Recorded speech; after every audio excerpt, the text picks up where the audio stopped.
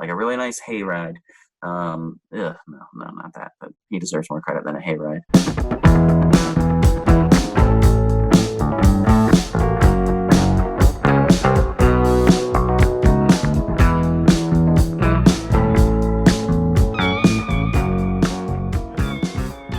Hey everybody, welcome back to Listography. Jason, Joe, and Krams are here, wrapping up John Lennon Week with our Side 3 discussion of significant others or couples that made records together. Obviously, Yoko, a big part of John Lennon's solo career, so we're going to take a look at some other examples of that. Guys, what do you got? All right, some of my favorites. Let's kick it off with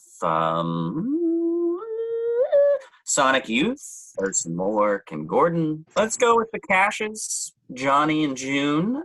I mean, we're going to have to do his listography, but a lot of my favorite Johnny stuff is with her instead of his lonesome stuff. Let's go over to Arcade Fire, Win Butler and Rosine Chassagne, I'm going to say. Joe and I watch enough hockey that we should be able to pull this off, but no. The girl in Arcade Fire, they're together. And they have a kid. Let's do Polly Sampson writing the lyrics for David Gilmour on Division Bell. How about that? And let's just go with Gwen Stefani and the other dude from No Doubt. Anyone know his name? I'm not going to go with, who's the country singer she's dating now? Blake Shelton or something like that? Or?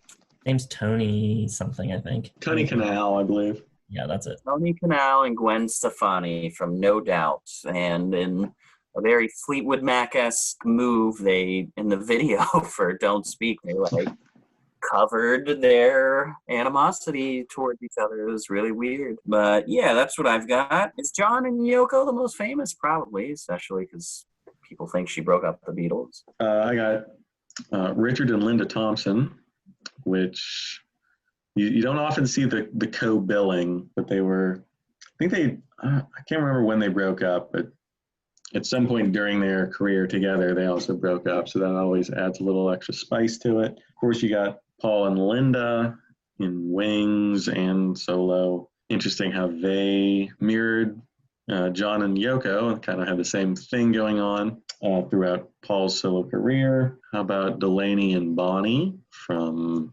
Delaney and Bonnie and Friends, which included Clapton and Duane Allman and George Harrison and Leon Russell at times.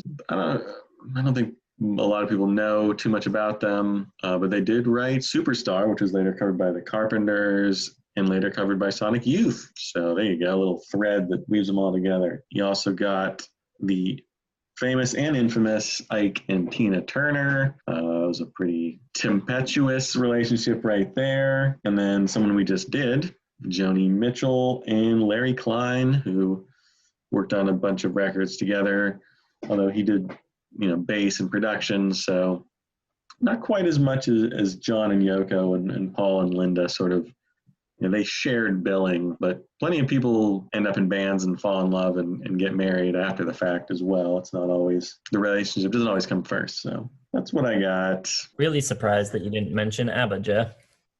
Oh, yeah, ABBA. That would be a good one, too.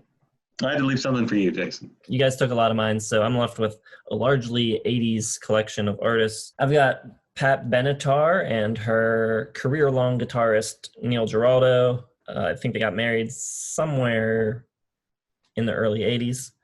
I've also got Debbie Harry and Chris Stein from Blondie. I've got the rhythm section of the Talking Heads, Chris France and Tina Weymouth. And then from the new wave band Missing Persons, you've got Dale Bozzio and Terry Bozzio. And one that's not from the 80s, a little more recent, Rilo Kiley with Jenny Lewis and Blake Sennett, who was their guitar player. They broke up somewhere in the early part of that band's existence, but they were for a bit a couple. You guys got any more? White Stripes. I used to think they were brother-sister. Are they? I never was quite clear on how that all worked. I guess you could say they didn't get married, but they were a couple.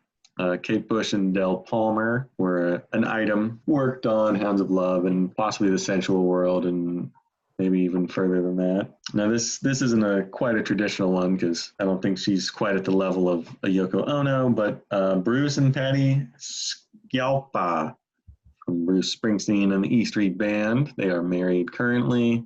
I think they've been married for like 20 something years. So they worked on some albums together. So that's going to count. I count that one. How about Ira and Georgia from Yola Tango? Oh, nice. And the group Mates of State. They're a duo, married couple. Mates of State. Oh my God, I've not heard that name in so long. Well, that's all I got. You guys took the rest of mine. You've also got some like one-off things like Cher's album with Greg Allman, which is called All Man and Woman. Wait, what? That's funny. I think Cher shows up on Gene Simmons' solo album as well, and they were a couple. Well, what about Susan Tedeschi and Derek Trucks? Yeah. I've seen them 2 or 3 times at least at free rib festivals or whatever in Pittsburgh. The ribs weren't free. The festival was. You don't get free ribs and get to hear good blues music. You got to pay for one. All right, everybody. Let us know if there's any more that we're missing. I'm sure there are. So let us know those down in the comments. Hit the like button. Hit subscribe if you haven't already. We'll be putting out our favorite albums of 1995 tomorrow, so keep an eye out for that. And we will see you next time. Thanks for watching.